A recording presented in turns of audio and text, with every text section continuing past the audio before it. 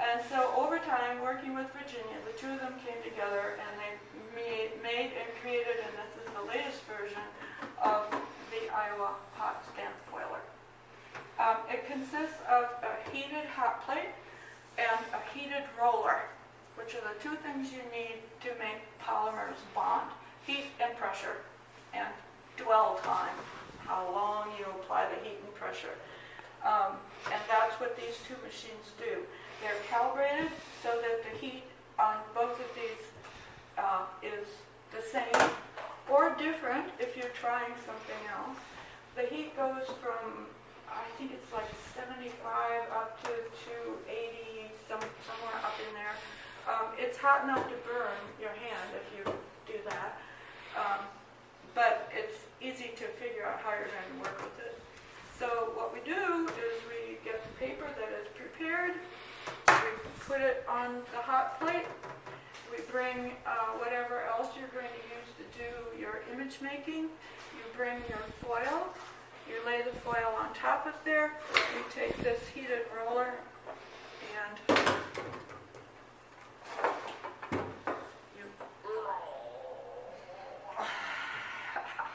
it's good exercise. There's lots of core work here. And that's it. Can that cord be on a hot plate when it's hot? You have to No. It can't be on a hot plate, and you can't touch the hot plate. And we can't go anywhere near the sinks. But no, you don't want to. They're going to be plugged in. They plug in down there. And that's the front side. So you'll be working from over there, and the cords are all going to be plugged in down here. This will work. If you had your own studio, you'd probably make it a little more convenient, but this will work fine. And so you foil your piece, you pick it up, you let it cool, and we have places where we can tack and paste things up till it cools. Then you pull off the carrier plastic sheet, and there you have it. Voila. That's it. That's all there is. Really simple. So, the basics of what we're going to use is this stuff. This is polymer. This is uncut polymer, and this has been cut. And what we do is we cut the polymer 80-20, and then we use the cut one to prepare your paper. It's that simple. You paint it on, you let it dry, you paint it again going in the opposite direction, let it dry, look and see if you have any dry spots, then you're ready to foil. That's it. It's that simple. So we're going to be able to... That's translucent when you're done? It's transparent. Transparent. Okay. Yeah, it is. Now you can color it if you want to. You can add color to it, but it is transparent. We won't use the full because it's too darn sticky. It's glue. This is what Elmer's glue is made of. This is what acrylic paint is made of. So we cut it with a little bit of water, and we soak the paper so that it can be absorbed and makes a nice, smooth, flat surface. We will prepare the papers by taping them up to this background here. You tape them up, paint them carefully, let it dry, paint it again, and then we cut it down. So that's the foil. And here's your Elmer's glue. It's white too. The other material that you will probably be using quite a bit is silicone paper. And it is, well, you saw some out there. It is the paper that is used in the food industry because it's nothing sticks to it. So is it parchment paper? Is that the equivalent? Yeah, parchment paper, but this is the parchment paper that is made with silicone. Some other parchment papers are made with some other stuff on them. I would unroll this, except it starts flying around through the air. Yeah. There's some sheets of it out there. It's slightly white. This is what you would use to cut stencils with, or if there's any time you want to block something out. We also, if you're working with something really goopy, lay that underneath it so the goop doesn't attach to the table.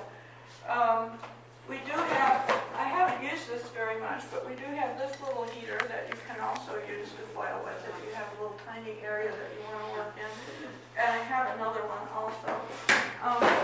The brushes we use are these Asian silk painting brushes that are very, very nice, but we do have to respect our materials and you do have to clean them out when you're done. This will glue, when this dries, it's all over. It's So done. is this water? Yep, everything cleans with water. That's nice. Yeah, it is nice, and we have water right there. But just make sure the brush is cleaned out. Eventually they will get, they'll die eventually because you can't get all of it out. But anyway, respecting the materials, this is important. Also, respect the fact that if this gets spilled on anything, wipe it up immediately because it will dry and be there forever. So there's that. Oh, I brought a bunch of these so that you can each keep a little bit of this for your own use. Now the foil. Woohoo! What we've been waiting for. Come close. So, there it is. Now in industry, this is made on a roll as tall as the tallest person in the world, in the room. And it comes in rolls that are about this big around. And they use it industrially for your driver's license, for cheap book covers. Everything is foil. We were able, it's getting harder, to buy small quantities from a couple of foil producing industries. And that's what we have. I've been looking around, it's getting harder to find. But they come in various sorts. So this one, as you can see, looks transparent. However, when you put it against something white, you'll see that it has a slight color. If I pile this up, the color gets darker and darker until it's this color. And this is what you do, unlike painting, and also like painting, to take one pigment and to make it have a whole range of intensity. So that's the transparent. This is the translucent. This is completely transparent. You can see everything through it.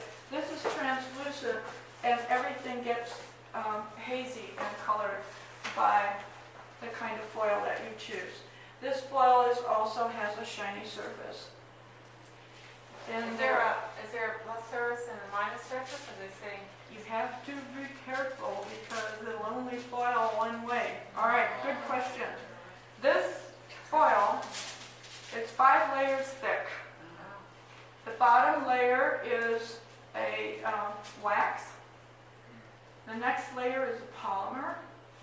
The next layer is, depending on the color, powdered metal, probably a silver. And then there is a pigment layer, and then there is a plastic carrier surface. When I put this down and I roll it and roll it and roll it, and it's all adhering, what I will do is grab the little edge here and pull the plastic back carrier off. That's the only thing that comes off of the paper. Everything else then is bonded into the paper. The wax is there if you're familiar with the lost wax process that can be used for working with jewelry and other things. It is there as a barrier, a protective barrier. And then the shiny part comes from the powdered metal, and the color comes from. Then we get, and these are always very popular. Don't pass this around. They're rather subtle, but they are, here's another one. Ones that have a metal surface, and you have opaque ones. This will not shine. It also does not like any other foil. So you have to get tricky to get this to stick to something else, but we have ways. There's opaque. Let's see, you've got the pattern foils there. These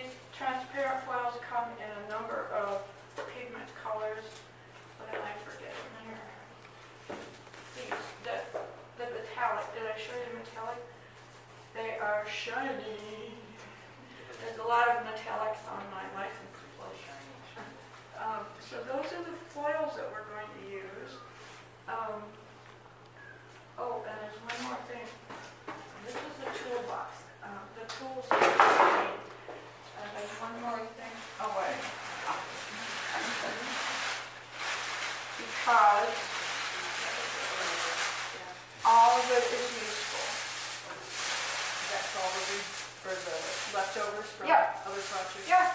So, for instance, here, you saw this shape on the table out there on one of the pieces, several of them, because this was a shape I was working with for a while.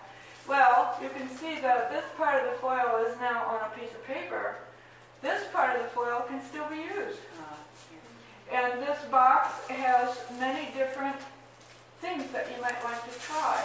This one, you can see where the wrinkles are. Well, if I straighten this piece out, I can foil the wrinkles, and how cool is that? That looks like a root system or part of a butterfly wing, or... So I was wondering if you use this part and it's wrinkled, will you get a texture? You'll get marks that look like, the blue person will have had white marks on the person, or the image. And so there's a multitude of these things that you can work with, and I actually recommend that you begin that way because, first of all, it allows you a freedom of image making, because this is going to suggest to you something or other. I mean, this down here looks like part of a bridge maybe, so let's say I was making a landscape. Then I might want to, involve that somehow. So we'll be working with this as well as these foils. And this is as valuable as they are. And it's very messy. My cats love it. You find foil everywhere. The tools you will need very quickly. So I brought a whole bunch of things. Markers, you're familiar with. Scissors, you're familiar with. Hole punchers, a measuring device, and these are very important. Your little frisket knife, because this is one of the best ways to cut stencils. The scissors are also very useful, but it's very hard to cut little intricate stencils with a scissors. So get yourself some of these. I'll bring this too. I put a blue tape on all of mine. This is a tool that's used by printmakers. It can also be used to scratch the foil surface. You can use scratching on the foil surface also. You can manipulate the foil itself before you put it down by doing scratching. We use tweezers. And graphite. This is graphite.